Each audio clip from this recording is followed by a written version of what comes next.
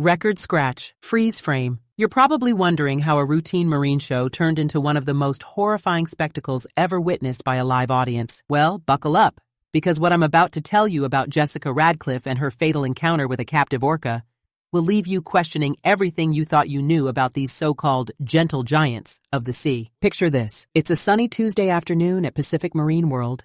Families are gathered around the massive ORCA tank. Children are pointing excitedly at the sleek black and white behemoth gliding through the crystal clear water. And veteran trainer Jessica Radcliffe is preparing for what should have been just another routine performance. But in less than 60 seconds, this peaceful scene would transform into something straight out of a nightmare.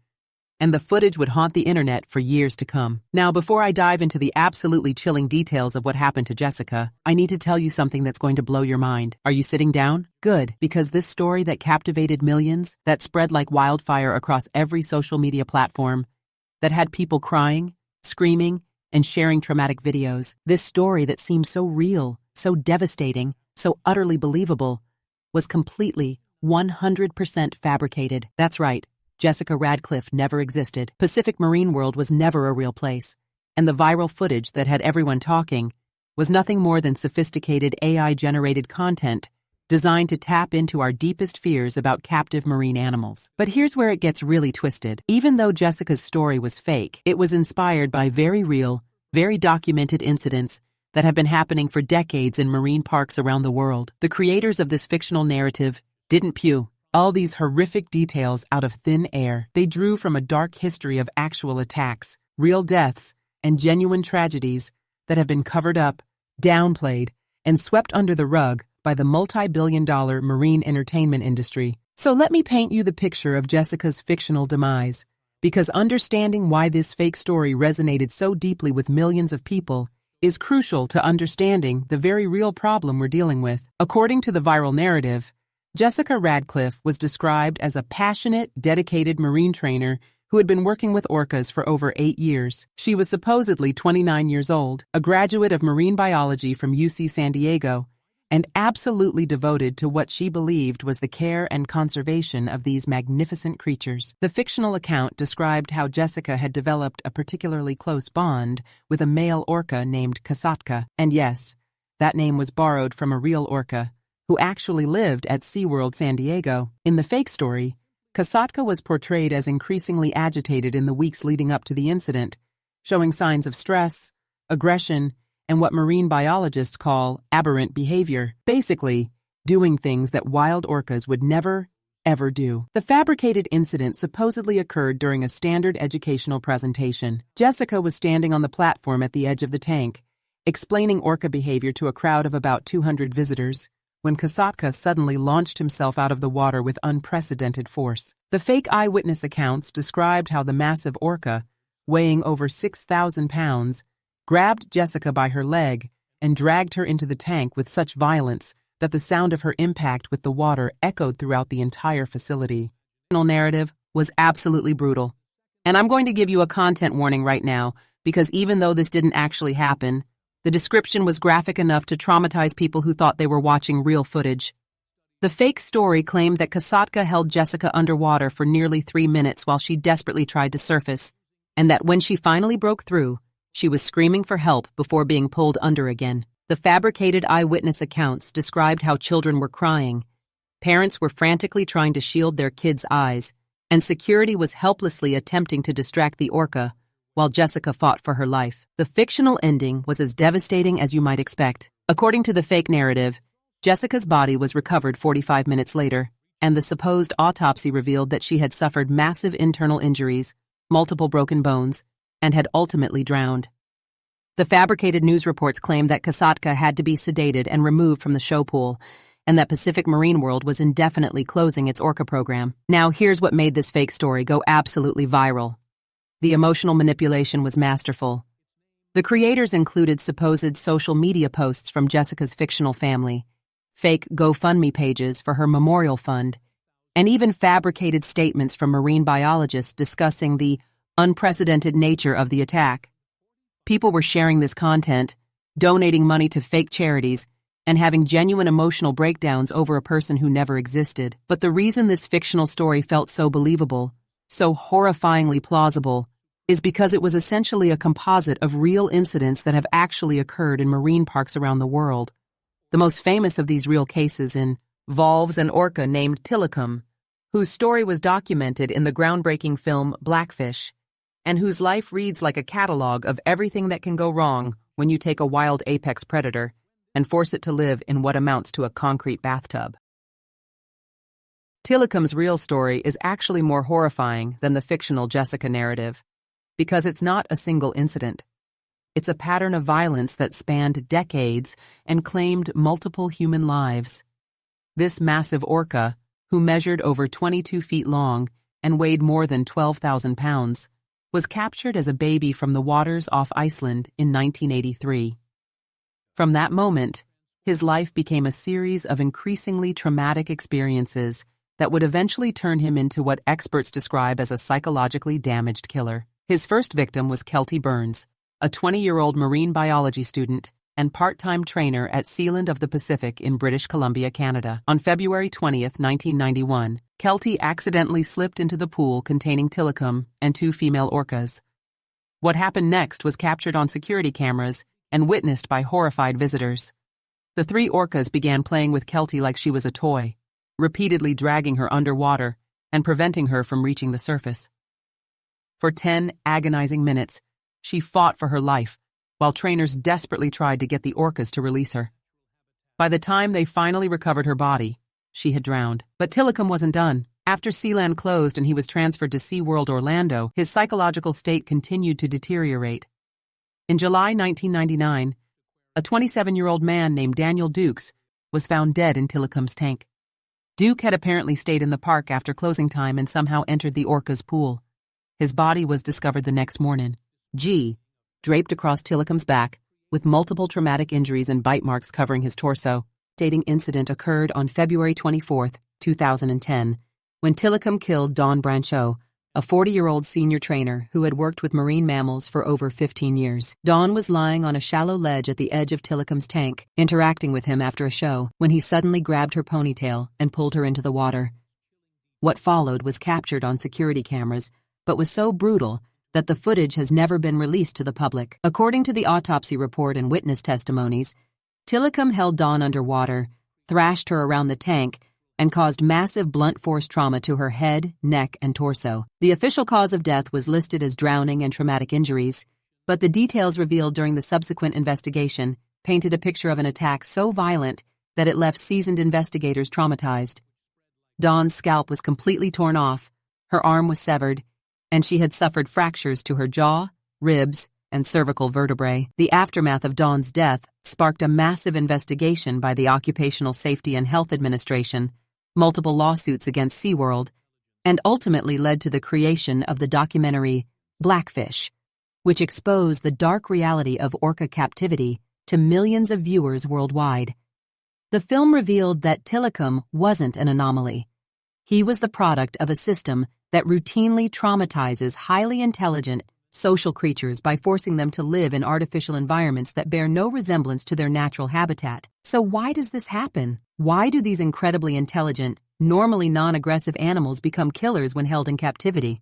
The answer lies in understanding what orcas are really like in the wild versus what captivity does to their psychological and physical well-being. In the poem, Our Natural Environment, orcas are the undisputed rulers of the ocean. They're the largest members of the dolphin family, reaching lengths of up to 32 feet and weights of up to 6 tons. They have no natural predators and are considered apex predators, meaning they sit at the very top of the marine food chain. They're also incredibly social animals, living in complex family groups called pods that can include multiple generations of related individuals. Wild orcas travel between 50 and 100 miles per day, diving to depths of up to 1,000 feet, and engaging in sophisticated hunting strategies that require coordination, communication, and advanced problem-solving skills. They have the second largest brain of any marine mammal, weighing up to 15 pounds and containing highly developed areas associated with complex thinking, emotional processing, and social behavior. Different orca populations have developed distinct cultures, with unique dialects, hunting techniques, and social structures that are passed down through generations. Some populations specialize in hunting fish, while others focus on marine mammals like seals and whales. They use echolocation to navigate and hunt, can recognize themselves in mirrors, and demonstrate what scientists call theory of mind.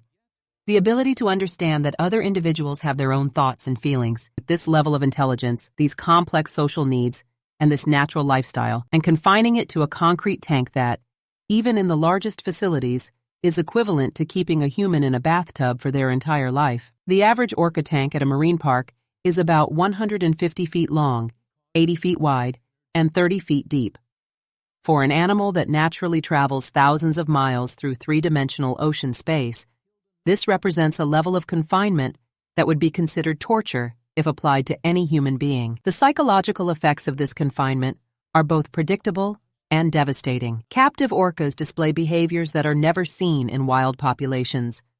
They float listlessly at the surface for hours. They ram their heads against tank walls until they cause physical injury. They attack other orcas in their tanks, and they develop collapsed dorsal fins, a deformity that occurs in less than 1% of wild orcas, but affects nearly 100% of captive males. But perhaps most disturbing of all, they attack their human trainers with a frequency that would be unthinkable if these were truly the educational ambassadors that marine parks claim them to be. Since the 1970s, there have been over 100 documented incidents of captive orcas attacking humans, ranging from minor injuries to fatal maulings. And here's the kicker. There has never been a single documented case of a wild orca attacking a human being in their natural environment. This brings us back to the fictional Jessica Radcliffe story and why it resonated so powerfully with people around the world. Even though the specific incident was fabricated, it tapped into a growing awareness that something is fundamentally wrong with keeping these magnificent creatures in captivity for human entertainment. The fake story worked because it felt true, not in the literal sense, but in the deeper sense that it reflected the genuine tragedy of orca captivity. The creators of the Jessica narrative understood that people were hungry for a story that would crystallize their growing unease about marine parks, and they delivered exactly that. They created a victim that audiences could identify with, a young, passionate woman who genuinely loved marine life, and they paired her with a perpetrator that audiences could both fear and pity, a psychologically damaged orca driven to violence by years of confinement and exploitation. The story also revealed something important about how information travels in the digital age. Within hours of the first posts appearing on social media, the story had been shared thousands of times, picked up by multiple news outlets, and discussed on forums around the world. People weren't just sharing the story, they were adding their own emotional responses, their own interpretations, and their own calls for action against marine parks. The fact that it was all based on fiction didn't diminish its impact. If anything, when the truth was finally revealed, it sparked an even more intense discussion about the ethics of orca captivity. People who had been emotionally invested in Jessica's story didn't just forget about it. They channeled their feelings into learning about real cases like Tilikum, real trainers like Don Brancho, and real orcas who are still suffering in captivity around the world. This phenomenon speaks to a larger trend in how we process and respond to information about animal welfare. Sometimes, fictional narratives can be more effective at creating empathy and driving change than dry scientific reports or statistical analyses. The Jessica Radcliffe story, even though it was fake, accomplished something that decades of research papers and documentary films had struggled to achieve. It made millions of people viscerally understand what it might feel like to be trapped, frustrated, and driven to desperate action. But we can't ignore the ethical implications of using fictional trauma to drive real-world activism. The people who created and spread Jessica's story may have had good intentions, but they also manipulated people's emotions, caused genuine psychological distress, and potentially undermined trust in legitimate journalism and animal welfare organizations. When people discover they've been deceived, even for a good cause, they often become more skeptical of all claims about animal abuse, including the very real cases that desperately need public attention and support. The Jessica phenomenon also raises questions about our relationship with orcas specifically, and marine life more generally. Why are we so fascinated by these animals? Why do stories about orca attacks capture our imagination in ways that stories about other captive animals don't? Part of the answer lies in their size and power. There's something primal about the fear of being overpowered by a creature that could easily kill us. But there's also something deeper at work in our collective consciousness. They're simultaneously beautiful and terrifying, intelligent and alien, familiar and mysterious. They're featured in children's movies as friendly companions, but they're also known as killer whales, a name that, ironically, comes from a mistranslation of the Spanish asesina de balenas, meaning whale killer, referring to their tendency to hunt other whale species. This duality makes them perfect subjects for both our entertainment fantasies and our worst nightmares. We want to believe that we can form meaningful relationships with these creatures, that we can understand and communicate with them, that they can be our friends and partners.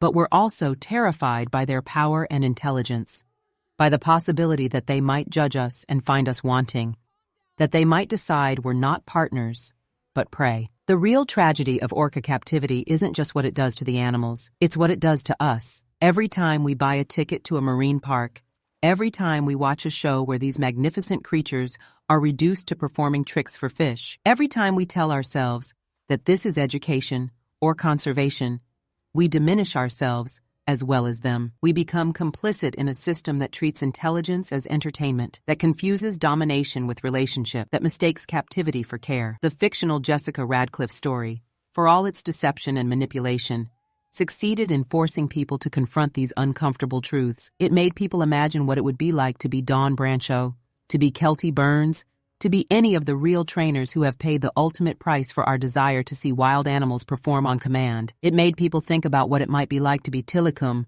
to be Kasatka, to be any of the orcas who have spent their entire lives in Conquer, prisons, slowly going insane while tourists applaud their tricks. And maybe that's exactly what we needed.